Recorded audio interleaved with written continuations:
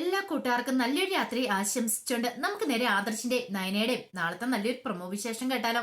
ആദ്യമായി കാണുന്നവരാണെങ്കിൽ ചാനൽ ഇഷ്ടപ്പെട്ട ഒന്ന് സബ്സ്ക്രൈബ് ചെയ്യാൻ മറക്കരുത്. അതോടൊപ്പം തന്നെ വീഡിയോ ഇഷ്ടപ്പെടുവാണെങ്കിൽ ലൈക്ക് ചെയ്യാനും മറക്കരുത് കേട്ടോ. നമ്മുടെ മുന്നോട്ടുള്ള യാത്രയിൽ നിങ്ങളുടെ ലൈക്ക് സപ്പോർട്ട് നമുക്ക് ഏറ്റവും കൂടുതൽ പ്രചോദനമായി മാറിക്കൊണ്ടിരിക്കണേ. അപ്പൊ നമുക്ക് നേരെ വിശേഷത്തിലേക്ക് പോയാലോ. അങ്ങനെ നാളത്തെ വിശേഷത്തിൽ നമ്മൾ കാണുന്നേ ആദർശ് അന്തപുരിയിലേക്ക് ചെല്ലുവാണ്. അപ്പോൾ ഡ്രസ്സുകളും മറ്റും എടുക്കാനൊക്കെ ഉണ്ട്. അതിനു വേണ്ടിയിട്ട് അങ്ങ് ചെല്ലുവാണ്. ഈ സമയത്താണ് മൂർത്തി മുത്തശ്ശന് എങ്ങോട്ടാ ഇറങ്ങി വരുന്നേ. ആദർശിനെ കണ്ടു ചോദിച്ചു. അല്ല മോനെ, ഇപ്പൊ ദേവയാനിക്ക് എങ്ങനെയുണ്ടെന്ന് ചോദിക്കുക. ഇത് കേട്ടത് ആദർശ് പറഞ്ഞു, അമ്മയുടെ സർജറി കഴിഞ്ഞിട്ടില്ല മുത്തശ്ശാന്ന് പറയണം. അതെ, എത്രയും പെട്ടെന്ന് തന്നെ സർജറി കഴിയൂന്ന് പറയണം. അവൾക്ക് സർജറി കഴിഞ്ഞ് അവൾക്ക് സുഖപ്പെടും. ഇത് കേട്ടപ്പോൾ മുത്തശ്ശി പറഞ്ഞു, അത് ശരിയാ, എത്രയും പെട്ടെന്ന് തന്നെ ദേവേനി ജീവിതത്തിലേക്ക് മടങ്ങി വരണമെന്ന് പറയാ. അല്ല, നയനമോളെ കണ്ടില്ലല്ലോ, അവൾ എന്ത് ചെയ്യുന്നു ചോദിക്കുക. അത് പിന്നെ അവൾ അവിടെ ഉണ്ട്, അവൾക്ക് ഇങ്ങോട്ട് വരാൻ പറ്റില്ലല്ലോ മുത്തശ്ശാന്ന് പറയാം. അതെന്താ മോള് വരാത്ത? സാധാരണ മോള് വരുന്നതാണല്ലോ എന്ന് പറയാം. അല്ല, അത് പിന്നെ അവിടെ എന്തെങ്കിലും ആവശ്യം വന്നിട്ടുണ്ടെങ്കിലേ അതുകൊണ്ട് ഞാൻ പിന്നെ അവളെയും കൂടെ കൂട്ടിക്കൊണ്ട് പോകുന്നില്ല എന്ന് പറയണം. അവളവിടെ നിൽക്കട്ടെ എന്ന് കരുതി. നയനമോൾ ഉള്ളതുകൊണ്ട് പിന്നെ പേടിക്കണ്ട, എന്താവശ്യം വന്നാലും അവൾ ഓടി നടന്നോളൂ എന്ന് മുത്തശ്ശൻ പറയാം. നയനമോള് ഒരു നല്ലൊരു ബലം തന്നെ ആദർശ നിനക്ക്. അന്നൊരു പക്ഷേങ്കില് ദേ തിരുമേനി പറഞ്ഞ കാര്യങ്ങളൊക്കെ ഓർമ്മയുണ്ടോ? നിങ്ങൾ തമ്മിൽ ചേരേണ്ടവർ തന്നെയാണ്, ചേരേണ്ട ജാതകം തന്നെയാണ്. അന്ന് നിങ്ങളുടെ കല്യാണം നടത്തുന്ന സമയത്ത് നിനക്ക് എന്നോട് ദേഷ്യമായിരുന്നു. പക്ഷേങ്കില് ഇപ്പൊ നിനക്ക് അത് കാര്യങ്ങളൊക്കെ ബോധ്യപ്പെട്ടില്ലെന്ന് ചോദിക്കാം. ഇത് കേട്ട ആദർശൻ, അത് ശരിയാ മുത്തശ്ശൻ പറഞ്ഞേ, അവൾ എനിക്ക് ചേരേണ്ട ഒരു ബന്ധം തന്നെയായിരുന്നു. അവളെപ്പോഴൊരു പെൺകുട്ടിയായിരുന്നു ഈ അനന്തപുരിയിലേക്ക് വരേണ്ടിയിരുന്നേ. അത് പക്ഷെ ഞാൻ മനസ്സിലാക്കാൻ വൈകിപ്പോയി. പക്ഷെ ഇപ്പോഴത് മനസ്സിലാക്കാതിരിക്കുന്ന ആളെ എന്റെ അമ്മയാന്ന് പറയാണ്. എന്ത് പറ്റുമോനെ, എന്തേലും പ്രശ്നം ഉണ്ടായോ? പിന്നെ ദേവയാനി നയനമോളെ എന്തേലും ചീത്ത എന്തേലും പറഞ്ഞോ? അല്ല, അത് പിന്നെ ഞാന് എന്നൊക്കെ പറഞ്ഞിട്ട് നിൽക്കുവാണ്. അല്ല, എന്താ മോനെ, എന്തേലും പ്രശ്നം ഉണ്ടോ എന്ന് ചോദിക്കുക. അത് കുഴപ്പമൊന്നുമില്ല മുത്തശ്ശ, വേറെ പ്രശ്നമൊന്നുമില്ല. പിന്നെ കുറച്ചു ദിവസം നയനയുടെ വീട്ടിൽ പോയി നിൽക്കുന്ന കാര്യം പറഞ്ഞു പറയാണ്. നയനയുടെ വീട്ടിൽ പോയി നിൽക്കാനോ? അതെന്തിനാ ഇപ്പൊ നയനമോള് വീട്ടിലേക്ക് പോന്നേ? ദേവേനെ എന്തേലും പറഞ്ഞിട്ടാണോ? അല്ല, അമ്മയുടെ സ്വഭാവം അറിയാലോ. അമ്മയ്ക്ക് സർജറി ചെയ്താലും നയനെ കണ്ണെടുത്ത കാണത്തില്ലാത്തൊരു അവസ്ഥയിലേക്കാ കാര്യങ്ങൾ പോയിക്കൊണ്ടിരിക്കണേ. അവൾ എന്തോ വലിയ തെറ്റ് ചെയ്തെന്ന പോലെയാ അമ്മയുടെ പെരുമാറ്റം. പോരാത്തന് എരിവരി ഏറ്റി കൊടുക്കാനായിട്ട് ഇവിടുന്ന് ഇടയ്ക്ക് അങ്ങോട്ട് ചിലരൊക്കെ വരുന്നുണ്ടല്ലോ. അപ്പൊ നയനെ കലക്കി കൊടുത്ത പാല് കുടിച്ചിട്ടാണ് അമ്മയ്ക്ക് ഇങ്ങനെ അസുഖം ഉണ്ടായെന്നും പറഞ്ഞിട്ടാണ് അമ്മ അവളെ വെറുത്തോണ്ടിരിക്കുന്നത്. അങ്ങനെയാണെങ്കിൽ അമ്മ വീട്ടിലേക്ക് വന്നാലും നയനയെ കണ്ടു കഴിഞ്ഞിട്ടുണ്ടെങ്കിൽ അമ്മയ്ക്ക് ചിലപ്പോൾ അത് ബുദ്ധിമുട്ടുണ്ടാവും എന്ന് പറയാം. അതുകൊണ്ട് ഞാനാ പറഞ്ഞ കുറച്ചു ദിവസം അങ്ങോട്ട് പോയി നിന്നോളാൻ പറഞ്ഞെന്ന് പറയാം. ഇത് കേട്ട മുത്തശ്ശി പറഞ്ഞു, അതൊക്കെ ശരി തന്നെ, പക്ഷെ നയനമോള് പോകേണ്ട കാര്യമുണ്ടോ മോനെ?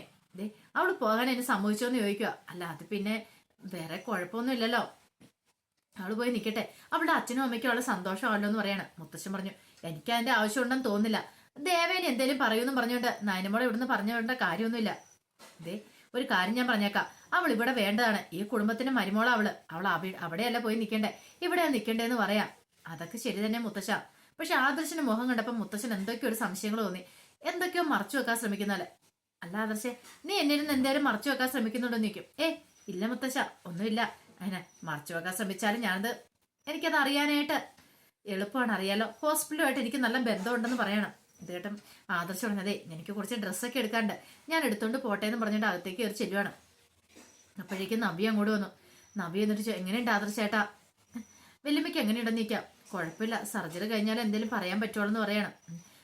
സർജറിക്ക് എത്രയും പെട്ടെന്ന് കഴിയട്ടെ, ഇങ്ങോട്ട് തിരിച്ചു വരണം. വെല്ലുമ്മ തിരിച്ചു വന്നാൽ മാത്രമേ ഇനിയിപ്പോ സത്യാവസ്ഥയൊക്കെ പുറത്തു വരുവുള്ളൂ എന്ന് പറയാം. ഞാനും നയനെയും വലിയ എന്തോ തുല്യ തെറ്റിയെന്നും പറഞ്ഞോണ്ടാ ഇവിടെ എല്ലാവരും ഇരിക്കുന്നത്. ഞങ്ങളെ കുറ്റക്കാരാക്കാനായിട്ട് എല്ലാവരും ശ്രമിച്ചുകൊണ്ടിരിക്കുമെന്ന് പറയാം. ഇത് കേട്ടപ്പോ ആദർശം, ആരൊക്കെ എന്തൊക്കെ പറഞ്ഞു പറഞ്ഞാലും ഒരു കാരണവശാലും നയനെ കുറ്റക്കാരിയല്ലെന്നുള്ള കാര്യം എനിക്കറിയാന്ന് പറയാം. അത് പക്ഷെ ആദർശേട്ടൻ പറഞ്ഞിട്ട് കാര്യമില്ലല്ലോ, വെല്ലുമ്മയും കൂടെ പറയണ്ടേന്ന് ചോദിക്കുക.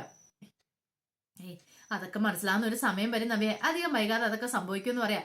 എല്ലാ കാലത്തും കള്ളത്തരങ്ങളൊക്കെ ഇങ്ങനെ മൂടി വെച്ച് എല്ലാവർക്കും ഇരിക്കാൻ പറ്റില്ല എന്ന് പറയണം. അത് ശരിയാ, മിക്കവാറും അഭി ആവാനാണ് ചാൻസ്. അവന്റെ മട്ടും ഭാവം കണ്ടിട്ട് എനിക്ക് അങ്ങനെ തോന്നുന്നുണ്ട്. അല്ലെങ്കിൽ അനാമിക, ഇവർ രണ്ടുപേരിൽ ആരോ ഒരാളാണ് ഈ ക്രൂരകൃത്യം ചെയ്തിരിക്കുന്നു പറയണം. അല്ല, എനിക്ക് ഹോസ്പിറ്റലിലേക്ക് വരണമെന്നുണ്ടായിരുന്നു. ഇപ്പൊ വരേണ്ട കാര്യമൊന്നുമില്ല. അത് മാത്രമല്ല, ഇതൊക്കെ കഴിഞ്ഞതിന് ശേഷം ഹോസ്പിറ്റലിലേക്ക് വന്നാൽ മതി എന്ന് പറയണം. ശരിയെന്ന് പറയാണ്.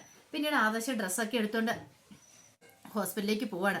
ആ സമയത്താണ് അനാമിക ഹോസ്പിറ്റലിൽ പോയിട്ട് വീട്ടിലേക്ക് വരുവാണ്. വന്നു കഴിഞ്ഞപ്പോ തന്നെ രേവതി ചോദിച്ചു, എങ്ങനെയുണ്ട് മോളെ കാര്യങ്ങള്? അവരെ കണ്ടോ? ദേവേനെ കണ്ടോന്ന് ചോദിക്കും. കണ്ടമ്മേ, അവർക്ക് കരള് കൊടുക്കാനായിട്ട് ആരോ തയ്യാറായിട്ട് വന്നിട്ടുണ്ട്. അതുകൊണ്ട് ഞാൻ നന്നായിട്ട് അങ്ങോട്ട് അഭിനയിച്ചെന്ന് പറയണം. അത് പിന്നെ പറയേണ്ടതുണ്ടോ, എന്റെ മോൾക്ക് അഭിനയം നല്ല വശമുള്ളൂ എന്ന് പറയണം. അത് ശരിയാ, നല്ല രീതിയിൽ തന്നെ അങ്ങോട്ട് അഭിനയിച്ചുണ്ട്. അഭിനയിച്ച് തകർത്തു. അതുകൊണ്ട് പിന്നെ എന്നെ ഒരു സംശയമില്ല വെല്ലുമ്മയ്ക്ക്. വെല്ലുമ്മയോട് ഞാൻ പറഞ്ഞു, എനിക്ക് കരള് പകത്ത് നൽകാൻ സമ്മതമായിരുന്നു, പിന്നെ ഒരാൾ വന്നുകൊണ്ട് മാത്രമാണെന്ന് പറഞ്ഞു. ഇത് കേട്ടപ്പം ഉം, വേണു പറഞ്ഞു, അതെ ഇതും കൊണ്ടൊന്നും ആയില്ല, അറിയാലോ. ദേ അവിടെ വന്നു കഴിയുമ്പത്തേനും അങ്ങോട്ടേക്ക് തന്നെ നീ തിരിച്ചു ചെല്ലണമെന്ന് പറയണം ആ ദേവേനി വന്നു കഴിയുമ്പം. അത് പിന്നെ അച്ഛാ അങ്ങനെ പെട്ടെന്ന് പോകാൻ പറ്റുന്ന കാര്യമാണോ? അതിന് എന്നെ തിരിച്ചു വിളിക്കണ്ടേന്ന് ചോദിക്കും. എടി മണ്ടി, ഇതാ പറഞ്ഞ നിനക്ക് ബുദ്ധിയില്ലെന്ന് പറഞ്ഞേ. നീ അങ്ങോട്ട് ഇടിച്ചു കയറി ചെല്ലണം. ഇനിയിപ്പോ ഇവിടെ നിന്നുകൊണ്ട് കാര്യമില്ല, അറിയാലോ നമുക്കിനി അധിക സമയമൊന്നും ബാക്കിയില്ല. എത്രയും പെട്ടെന്ന് തന്നെ ആ ഉപേന്ദ്രന്റെ പണമൊക്കെ കൊടുക്കണ്ട. നമ്മള് നീ ഇവിടെ കെട്ടിപ്പിടിച്ചിരുന്നിട്ട് വല്ല കാര്യമുണ്ടോന്ന് ചോദിക്കാം. അതൊക്കെ ശരി തന്നെ വെച്ചാ, പക്ഷെ ഞാൻ അവിടെ നിന്ന് ഇറങ്ങി പോന്നിട്ട് ഞാനിങ്ങനെ വെച്ചാ വീട്ടിലേക്ക് തിരികെ കയറുന്നേ. ഓഹോ, അതാണോ പ്രശ്നം? ഇതാ പറഞ്ഞ് നിനക്ക് ബുദ്ധിയും ബോധം ഇല്ലാന്ന്. ദേ ദേവേനി അങ്ങോട്ട് വന്നു കഴിഞ്ഞിട്ട് പിന്നെ നിനക്ക് ദേവേനെ കാണാൻ പറഞ്ഞ് അങ്ങോട്ട് ചെല്ലാലോ. അങ്ങനെ ചെന്ന് കഴിയുമ്പോ ദേവേനി പറയും നിന്നോട് പോകണ്ടെന്ന് പറയും. നിനക്കതൊരു പിടിവള്ളിയല്ലേ, പിന്നെ നിനക്ക് അവിടെ നിൽക്കാലോ എന്ന് പറയും. പിന്നെ നിന്റെ തീരുമാനം പോലെ ഇരിക്കും കാര്യങ്ങളൊക്കെ, നിന്റെ മിടുക്ക് പോലെ ഇരിക്കും. അതെന്താ വെച്ചാ അങ്ങനെ പറഞ്ഞേ? എടി മോളെ, നീ ഇന്ന് പെട്ടെന്ന് ഒരു കുഞ്ഞുണ്ടാവണം എന്ന് പറയാ. കുഞ്ഞുണ്ടാവാൻ അതെങ്ങനെ സാധിക്കുമെന്ന് ചോദിക്കാം. അനിയുടെ സ്വഭാവം അറിയാലോ. അനി ഇതുവരെയായിട്ട് എന്നെ ഒരു ഭാര്യയായിട്ട് അംഗീകരിച്ചിട്ട് പോലും ഇല്ലെന്ന് പറയാം. അത് പറഞ്ഞിട്ട് കാര്യമില്ല, നീ അവനെ വലയിലാക്കണം, എങ്കിൽ മാത്രമേ കാര്യങ്ങൾ നടക്കുള്ളൂ. ഒരു കുഞ്ഞുണ്ടാവുകയാണെങ്കിൽ കാര്യങ്ങളൊക്കെ പിന്നെ എളുപ്പമാ. പിന്നെ ഒരിക്കലും നിന്നെ അവിടെ നിന്ന് ഇറക്കി വിടാൻ പറ്റില്ല. അനന്തപുരി വീട്ടിലെ കുഞ്ഞല്ലേ ഉണ്ടാവാനായിട്ട് പോകുന്നേ. പിന്നെ എങ്ങനെ അവർക്ക് ഇറക്കി വിടാൻ പറ്റും? ഇറക്കി വിട്ടാൽ പോലും ഒരവകാശം ആ കുഞ്ഞിന് അവിടെ ഉണ്ട്. കുഞ്ഞ് നിന്റെ കൂടെ വന്നാൽ പോലും നിനക്ക് പിന്നെ ഒന്നുകൊണ്ടും പേടിക്കേണ്ട കാര്യമില്ലെന്ന് പറയണം. അതൊക്കെ ശരി തന്നെ വെച്ചാ. ഈ സമയം രേവതി പറഞ്ഞു, ഇപ്പൊ ഞാൻ കൂടുതൽ വിസ്തരിച്ച് തരേണ്ട കാര്യമില്ലല്ലോ, നീ അനിയെ ഒന്ന് ഫോൺ ചെയ്ത് അവനോട് നമുക്ക് സംസാരിക്കുമെങ്കിലും ചെയ്യാൻ പറയണം. അവനോട് സംസാരിക്കുന്ന കാര്യം എനിക്ക് ചിന്തിക്കാൻ പോലും പറ്റില്ല.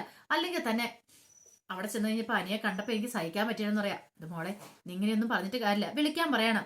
അവസാനം ഗത്യന്തരം ഇല്ലാതെ വന്നു കഴിഞ്ഞപ്പോ അനിയുടെ ഫോണിലേക്ക് അനാമിക വിളിക്കുകയാണ്. അനാമിക വിളിച്ചിട്ട് എന്തെടുക്കാന്നൊക്കെ ചോദിക്കണം. ഇത് കേട്ട് കഴിഞ്ഞപ്പോ അനി പറഞ്ഞു, ഞാൻ ഹോസ്പിറ്റലിൽ വരെ വന്നാന്ന് പറയാം. ഓ, ഹോസ്പിറ്റലിൽ വന്നാണോ? അങ്ങനെയാണെങ്കിൽ അവളും കാണൂല അവിടെ എന്ന് പറയണം. ഓ, ഇത് പറയാൻ വേണ്ടിട്ടാണോ നീ ഇങ്ങോട്ട് വിളിച്ചതെന്ന് ചോദിക്കാം. അതല്ല, നീ എവിടെയാന്ന് അറിയാൻ വേണ്ടി വിളിച്ച. ഇപ്പം മനസ്സിലായി. ഇപ്പോഴല്ലേ കാര്യങ്ങളൊക്കെ മനസ്സിലായത്. അപ്പൊ നീ അവള് മനഃപൂർവ്വം ഉണ്ടെന്ന് അറിഞ്ഞിട്ട് പോയതായിരിക്കും അല്ലേന്ന് ചോദിക്കാം. ദേ അനാമികെ, നിന്നോട് ഞാൻ മുമ്പേ പറഞ്ഞു, ഇതുപോലെയൊക്കെ സംസാരിക്കാനാണെങ്കിൽ നീ എന്നെ വിളിക്കേണ്ട കാര്യമില്ല, ഫോൺ വെച്ചിട്ട് പോകാൻ പറയണം. ഞാൻ അതുകൊണ്ട് വിളിച്ചൊന്നും അല്ല, വെറുതെ ഒന്ന് വിളിച്ചാ വിശേഷം എന്നാണെന്ന് അറിയാൻ വേണ്ടി വിളിച്ചാ. വെല്ലുമ്മയ്ക്ക് എങ്ങനെയുണ്ടെന്ന് അറിയാൻ വേണ്ടി വിളിച്ചാന്ന് പറയും. അതിനിപ്പോ വെല്ലുമ്മയ്ക്ക് എങ്ങനെയുണ്ടെന്ന് അറിയാൻ വേണ്ടി നീ ഇവിടെ വന്ന് കാര്യങ്ങളൊക്കെ തിരക്കുന്നുണ്ടല്ലോ, പിന്നെ ഞാൻ പ്രത്യേകിച്ച് പറയേണ്ട കാര്യമുണ്ടോ? നീ വന്നിട്ട് പോയതല്ലേ ഉള്ളെന്ന് ചോദിക്കുക. ഇത് കേട്ട അനാമയ്ക്ക് മനസ്സിലായി അനി കട്ടക്കലിപ്പിലാന്നുള്ള കാര്യം. പിന്നീട് ഒന്നും മിണ്ടാതെ അനാമയോട് കോള് കട്ടി വേണം. എനിക്ക് നല്ല ദേഷ്യം വന്നു. വായെടുത്താൽ അവൾക്ക് നന്ദൂരൻ തന്നെയും തമ്മിൽ ചേർത്ത് പറയാനേ സമയമുള്ളൂ. എവിടെ എരിപൊരി കയറ്റി കൊടുക്കുന്ന ഓർത്തോണ്ട് അവൾ ഇരിക്കുക. വല്യമ്മ വന്ന് വല്യമ്മയുടെ മനസ്സിൽ മാക്സിമം എരിപൊരി കയറ്റിട്ട് അവൾ പോയിരിക്കുന്നത്. എന്നിട്ട് അവൾ വിശേഷം തിരക്കാൻ വേണ്ടി വിളിച്ചിരിക്കുന്നു എന്നൊക്കെ ഓർത്തോണ്ട് അനി അങ്ങോട്ട് പോവാണ്. ഈ സമയം ദേവേനി നന്ദുവിനോട് പറഞ്ഞു, നമുക്ക് അവരൊന്ന് ദേവേനിയില്ല കനക നന്ദുവിനോട് പറഞ്ഞു, നമുക്ക് അവരൊന്ന് പോയി കണ്ടാലോ എന്ന് ചോദിക്കുകയാണ് ആ ദേവേനിയെ. ഇത് കേട്ടപ്പം നന്ദു പറഞ്ഞു, ചെന്നിട്ടുണ്ടെങ്കിൽ ചീത്ത വെക്കോ, എന്തായാലും കുഴപ്പമില്ല, ഇത്രയൊക്കെ ആയിട്ടും അവരുടെ അഹങ്കാരത്തിനൊരു കുറവില്ലല്ലോ.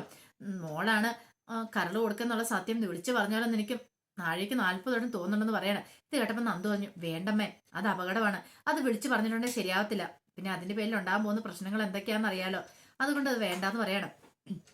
ഇവിടെ വരെ വന്നല്ലേ, ഞാൻ വരാമേ, നമുക്കൊന്ന് കാണാന്ന് പറയണം. അങ്ങനെ ദേവേനെ കാണാനായിട്ട് കനകയും നന്ദു കൂടെ അങ്ങോട്ട് ചെല്ലുവാണ്. ഈ സമയം ദേവേനെ കണ്ണു തുറന്ന് കിടക്കുന്നുണ്ടായിരുന്നു.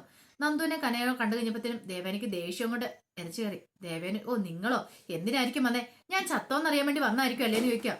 ഇത് കേട്ടാൻ കനക പറഞ്ഞു, എന്താ ദേവേന ഇങ്ങനെയൊക്കെ സംസാരിക്കണേ, പിന്നെ എങ്ങനെ സംസാരിക്കണം, നിങ്ങളുടെ മോള് കാരണം ഞാൻ ഈ വീട്ടിലായി കിടക്കുക, അതും പോരാഞ്ഞിട്ട് ഇപ്പൊ വന്നിരിക്കുന്നു, അത് ഇവളെയും കൂടെ കൂട്ടിക്കൊണ്ട്. അല്ല, ഇവളെ എന്തിനാ ഇപ്പൊ ഇങ്ങോട്ട് കൂട്ടിക്കൊണ്ട് വന്നേ, എന്നെ നോക്കാനായിട്ടാ?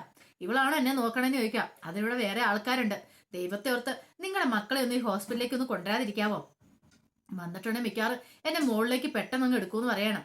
നന്ദു പറഞ്ഞു, അത് പിന്നെ ആന്റി, ഞങ്ങള് ആന്റിനെ കാണാൻ വേണ്ടി വന്ന, കൂടുതൽ നീ ഒന്നും മിണ്ടരുത്, ആന്റിന്ന് പോലും. ആരുടെ നിന്റെ ആന്റി? മിണ്ടായിരുന്നോണ്ട് അവിടെ. നീ കാണണം എന്റെ അനാമികോട് എത്രമാത്രം വിഷമിക്കുന്നുണ്ടെന്ന് അറിയാവോ? അവളിപ്പോ വീട്ടിലില്ല, അവൾ അവളുടെ വീട്ടിലാ. എല്ലാത്തിനും നീ ഒറ്റ എഴുത്തിയ കാരണം, നീ കാരണം ഈ പ്രശ്നങ്ങളെല്ലാം ഉണ്ടായത്. ഇതേ ഒരു കാര്യം പറഞ്ഞേക്കാം, അനാമികമോളെ അവിടെ നിന്ന് ഇറക്കി വിട്ടിട്ട് അവിടെ കയറി സുഖിച്ച് വാഴാൻ എന്തേലും മോഹം ഉണ്ടെങ്കിൽ അതും കൂടെ പാടെ മനസ്സിൽ നിർത്ത് കളഞ്ഞേരെ. സ്വപ്നത്തിൽ പോലും ചിന്തിക്കണം നീ ആ കാര്യം, അതൊരിക്കലും നടക്കാനും പോകുന്നില്ലെന്ന് പറയാണ്. ഇത് കേട്ടപ്പോൾ നന്ദു പറഞ്ഞു, എനിക്ക് അങ്ങനത്തെയുള്ള വലിയ വലിയ മോഹങ്ങളൊന്നും ഇല്ല, അല്ലെങ്കിലും ഞാനും അനിയും തമ്മിൽ ഒരു ബന്ധമില്ലെന്ന് പറയാം. അത് നീ മാത്രം പറഞ്ഞിട്ട് കാര്യമില്ലല്ലോ, ഞങ്ങൾക്കെല്ലാം അറിയാടി, നീ കൂടുതൽ കിടന്ന് ഉരുണ്ട് കളിക്കേണ്ടെന്ന് പറയണ. കനക പറഞ്ഞു, അതെ, ഈ സമയത്ത് ഇങ്ങനെയുള്ള ചിന്തകളൊക്കെ ഒഴിവാക്കി ദേവയാനി, ഒന്നുമില്ല സർജറി നടക്കാൻ പോവല്ലേ. അതെ, സർജറി നടക്കുന്നുണ്ട്, പക്ഷേങ്കില് നിന്റെയൊക്കെ മോളാണെങ്കിൽ ഉണ്ടല്ലോ, ഒരു കാരണവശാലും എനിക്ക് ബ്ലഡ് തരാനോ അല്ലെങ്കിൽ കള്ള തരാനോ സമ്മതിക്കില്ല. ഇപ്പൊ നല്ലൊരു പെൺകുട്ടിയാണ് തയ്യാറായിട്ട് വന്നിട്ടുണ്ട്. ദേ അവളുള്ളതുകൊണ്ട് മാത്രം എന്റെ ജീവൻ മുന്നോട്ട് പോണേന്ന് പറയാം. ഇത് കേട്ടുകഴിഞ്ഞപ്പം കനക നന്ദുവിനെ ഒന്ന് നോക്കുവാണ്. നന്ദുവിന് പറയണമെന്നുണ്ടായിരുന്നു ആ നല്ല പെൺകുട്ടി തന്റെ ഏട്ടത്തിയാന്നുള്ള കാര്യം, പക്ഷെ ഒന്നും മിണ്ടിയില്ല. പിന്നെ ദേ ആ കൊച്ചിനെങ്കിലും കണ്ടാ നീയൊക്കെ ഒന്ന് കൈകൂപ്പി ഒന്ന് തൊഴുതേര കേട്ടോ. എന്റെ ജീവൻ പിടിച്ചു നിർത്തിയതാ. നിങ്ങളുടെ മോള് കാരണം എന്റെ ജീവൻ അങ്ങ് മുകളിലേക്ക് പോകണ്ടായിരുന്നു. കൃത്യസമയത്ത് ഞാൻ പെൺകുട്ടി വരുന്നോണ്ടാ എന്റെ ജീവൻ രക്ഷിക്കാൻ പറ്റുന്നത്. ഞാൻ സർജറിയൊക്കെ കഴിഞ്ഞൊന്ന് വീട്ടിലേക്ക് വന്നോട്ടെ. നിങ്ങളുടെ മോളെ ആ സെക്കൻഡ് ഞാൻ അവിടെ നിന്ന് അടിച്ചിറക്കുമെന്ന് പറയാം. എത്രയാന്ന് പറഞ്ഞാലും ഇനി നിങ്ങളുടെ മോളെ ഞാൻ മരുമോളായിട്ട് ഒരിക്കലും അംഗീകരിക്കാൻ പോകുന്നില്ല. കണ്ടോ എന്നൊക്കെ പറഞ്ഞ് വെല്ലുവിളിക്കുകയാണ്. ഇത് കേട്ടപ്പം നന്ദു പതുക്കെ കനകയെ തൊണ്ട് പറഞ്ഞ് ബാമ്മേ നമുക്ക് പോകാന്ന് പറയണം. അങ്ങനെ പുറത്തേക്ക് ഇറങ്ങി വന്നു കഴിഞ്ഞപ്പോഴത്തേനും ആദർശം അങ്ങോട്ട് വീട്ടിൽ പോയിട്ട് വരുന്നേ. എന്താമ്മേ എന്താ മുഖം വല്ലായിരിക്കണം നിൽക്കുക? ഒന്നുമില്ല. അമ്മയുടെ അടുത്ത് കയറിയില്ലേ? അമ്മ എന്തെങ്കിലും ചീത്ത പറഞ്ഞു കാണോ അല്ലേ നിൽക്കുക? അതൊന്നും കുഴപ്പമില്ല ആദർശമോനെ, അറിയാവുന്ന കാര്യമല്ലേ. എനിക്ക് നയനമോളെ ഒന്ന് കാണണമെന്നുണ്ടായിരുന്നു പറയാണ്. ശരി, ഇപ്പൊ തന്നെ ഡോക്ടർ വരികയും ഡോക്ടറോടൊന്ന് ചോദിച്ചു നോക്കാം, കാണാൻ പറ്റുമോ, ബോധം വീണോന്ന് അറിയത്തില്ലോ എന്ന് പറയാണ്. ഇത് കേട്ടതും നന്ദു പറഞ്ഞു എനിക്ക് കാണണമെന്ന് ഭയങ്കര ആഗ്രഹമുണ്ട്. പാവം ചേച്ചിയുടെ ഇത്രയും നല്ല മനസ്സുകൊണ്ട് ചേച്ചിക്ക് എന്താണെങ്കിലും ഒരാപത്തൊന്നും ഒരിക്കലും വരാൻ പോകുന്നില്ല. ചേച്ചിനെ ദൈവം കാത്തോളെന്ന് പറയാണ്. ഇത് കേട്ടത് ആദർശ് പറഞ്ഞു അത് ശരിയാന്ന് പറയാണ്. ആ സമയം മൂർത്തി മുത്തശ്ശൻ ഹോസ്പിറ്റലിലേക്ക് വിളിക്കുകയാണ്. ഹോസ്പിറ്റലിലേക്ക് വിളിച്ചിട്ട് ദേവേന്റെ വിവരങ്ങൾ അന്വേഷിച്ച് കഴിയുമ്പോഴാണ് ആ സത്യങ്ങളൊക്കെ അറിയണേ. കരള് പകത്ത് നൽകാൻ പോകുന്ന നയനയാന്നുള്ള കാര്യം ഇതറിഞ്ഞു കഴിഞ്ഞ് മൂർത്തി മുത്തശ്ശൻ ഒന്ന് ഞെട്ടിപ്പോവാണ്. ഒരിക്കലും പ്രതീക്ഷിച്ച കാര്യമല്ലത്. അപ്പൊ അതിന്റെ വിശേഷങ്ങളൊക്കെ നാളെ നമ്മൾ കാണാനായിട്ട് പോകുന്നത്. ആ വിശേഷങ്ങൾക്കായി നമുക്ക് എല്ലാവർക്കും കാത്തിരിക്കാം കേട്ടോ. ഒരിക്കൽ കൂടി എല്ലാവർക്കും നല്ലൊരു രാത്രി ആശംസിച്ചു നിർത്തുന്നു. നന്ദി.